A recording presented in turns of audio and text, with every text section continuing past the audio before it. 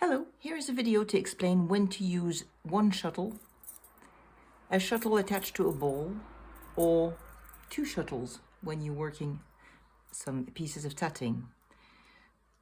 So you use only one shuttle when in your pattern you only have rings, as in this little piece. So as you can see, it's completely made of rings and there's some bare threads linking the different elements. So for a design like this, when there are no chains, when it's only made of rings, you can work it with just one shuttle.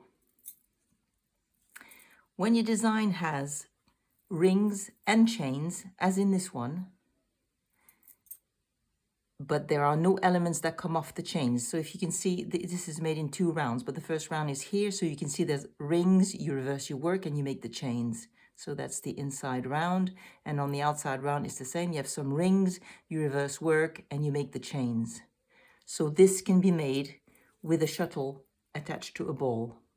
So your rings are made with the thread coming off the shuttle, and then the chains are made with the thread coming off the ball.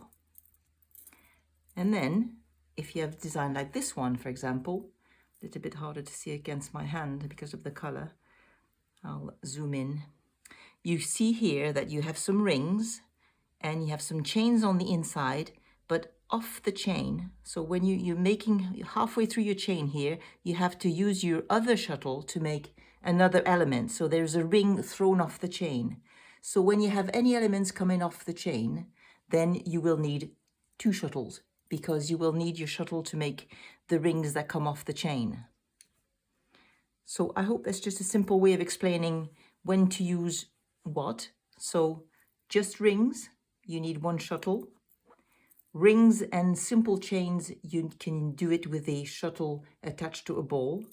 And then when you have anything more complex where you're throwing elements off your chains or you're reversing direction as well sometimes on your chains, then you will need two shuttles. That's it. Just a quick one this time. I'll see you in the next video. Bye-bye.